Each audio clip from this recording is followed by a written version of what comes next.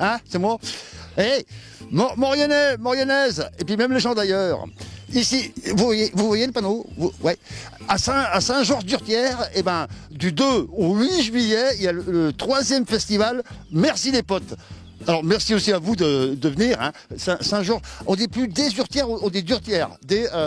Regardez, c'est marqué là-haut. Allez, venez, on va visiter les salles.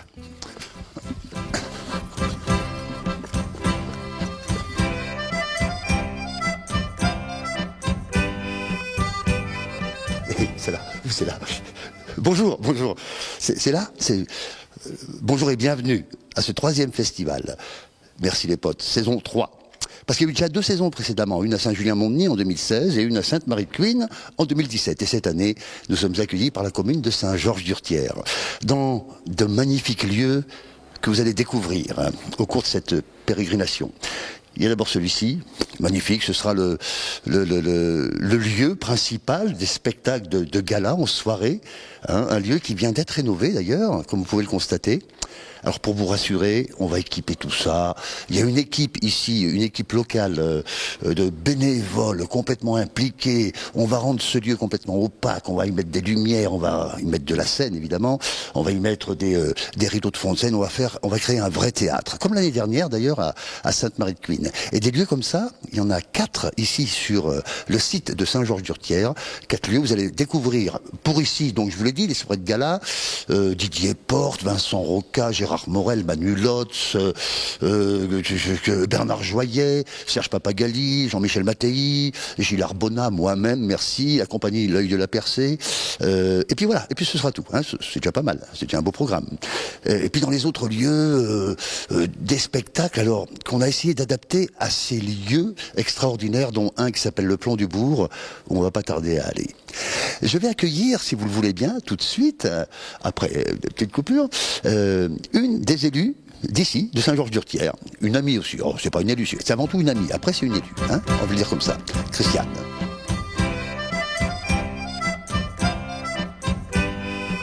Le principe du festival est d'itinérer, du verbe itinérer, de commune en commune en Maurienne, dans des communes de moins de 1000 habitants.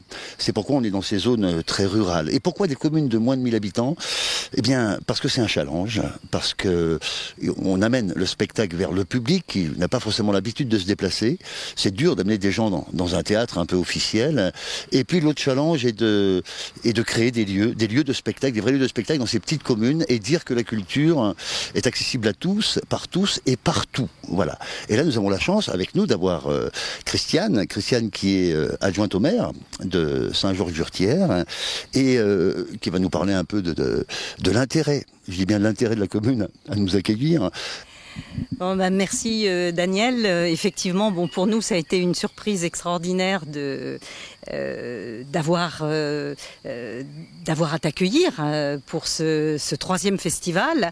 Et c'est vrai que Saint-Georges-d'Urtière, depuis très très très longtemps, a un grand souci d'amener la culture sur son territoire, pour ses habitants et avec ses habitants.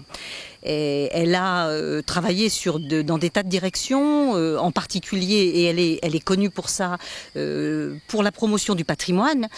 Et non seulement le patrimoine architectural, celui qu'on a l'habitude de soutenir, mais aussi le patrimoine technique et économique au travers de la création du site et du musée du Grand Filon qui met en valeur le travail des mineurs qui s'est déroulé sur ce territoire au siècle dernier. Voilà, donc le 3e festival, c'est une chance énorme pour notre village.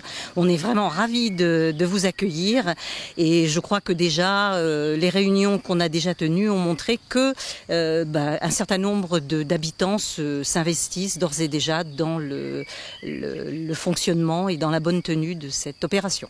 Ils s'investissent non pas que dans la logistique, mais également dans le spectacle, puisque la production finale qui se déroulera sur le site minier mettra en scène une quarantaine de locaux. Parce que nous travaillons également avec les écoles de Urtière, de Saint-Alban et de Saint-Georges. Monique Tréhard, donc, travaille sur 2 comédies musicales qui seront données en avant-première et peut-être en avant-dernière, ici même, sous le chapiteau, lieu qu'on va découvrir maintenant.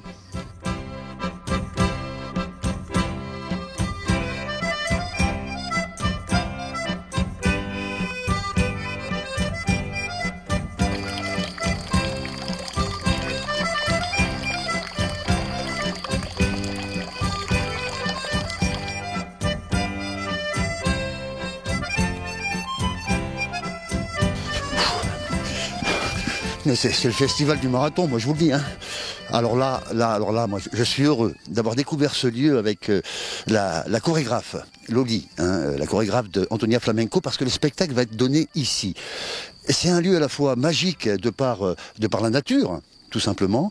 Et puis, c'est un lieu chargé d'histoire, car la stèle qui est derrière, là, commémore la mort de 9 personnes qui ont été tuées ici, 8 résistants et un civil tué par les Allemands. Et on a choisi ce lieu parce que le spectacle Recuerdos fera allusion à la guerre civile espagnole. Comment les femmes ont traversé cette période, cette grosse période de crise en Espagne, même plus que la crise, puisque c'était une guerre. Et ce spectacle va donc essayer de vous faire découvrir à la fois cette histoire et vous faire accéder à des émotions.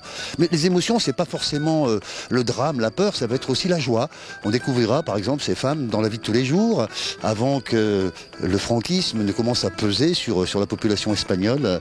Et imaginez, là, il y aura une trentaine de danseurs-danseuses, une quinzaine de musiciens, plus un conteur, plus des comédiens, ça va être magique, quoi. Et là, vous vous rendez compte à la fraîche, c'est génial, non ? Oh, mais j'aperçois bonjour madame. Allez, bien, une fille de Montémont. Elle Montémont. Alors dis donc, il y a du glissement de terrain, hein, comment vas-tu? Ça va bien, merci Daniel. Alors Émilie, ouais, moi j'ai tenu à ce que tu sois présente, tout simplement parce que ça fait 3 ans que le festival existe et pour la 3e année consécutive, le conseil régional donc soutient cette opération. On a eu un peu peur à une époque parce qu'on se disait disparition du CDDRA, enfin les contrats de développement durable, etc. Et la culture, on se sentait un peu les parents pauvres et puis a priori, bon, bah, on arrive quand même à faire son chemin, hein. Merci Daniel. Oui, bah écoutez, nous on est très heureux avec le conseil régional de continuer à accompagner les festivals que tu montes depuis quelques années en Maurienne pour valoriser notre territoire. Des festivals qui sont participatifs, qui permettent d'accueillir la population dans les événements, de les faire participer et de leur permettre, à travers le spectacle, de redécouvrir leur territoire. Et pour nous, pour la région, ce que nous souhaitions, c'est pouvoir soutenir des événements culturels de qualité au plus près des territoires, et notamment des territoires ruraux et de montagne, des événements populaires, mais d'excellence. Et c'est la raison pour laquelle nous continuons bien évidemment à vous accompagner. Je suis très heureuse d'être ici au Plan du Bourg parce que c'est un endroit chargé d'histoire et nous allons revivre un moment de l'histoire espagnole. Et je crois que c'est très important dans ces moments difficiles de nous souvenir qu'il faut à tout prix, chacun en conscience, éviter de revivre ces moments. Donc un grand merci pour tous ces choix et pour cette magnifique programmation et de valoriser aussi cette belle Maurienne qu'on aime tant. Merci. On parlait de l'implication des habitants.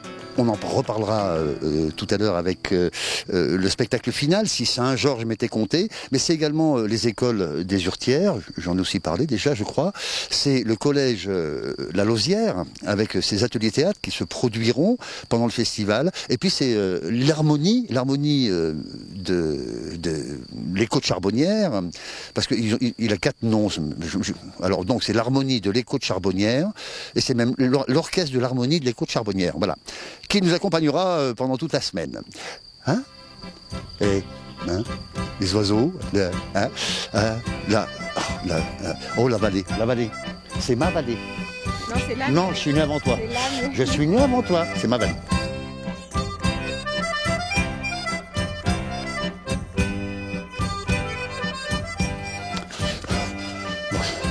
Voilà. C'est le dernier site, c'est le grand filou, j'allais dire, non, le grand filon. Hein.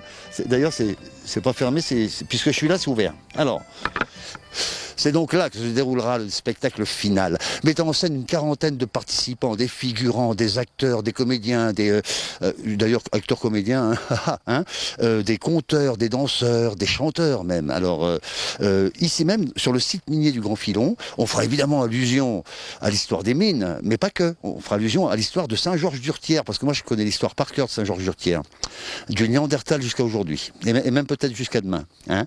Et puis, à la suite de quoi, on terminera par un pique-nique citoyen. C'est pas beau ça? Le pique-nique, c'est vous qui le fournissez, la citoyenneté aussi, et nous on fournira les 3 couleurs primaires, le rouge, le blanc et le rosé. Voilà.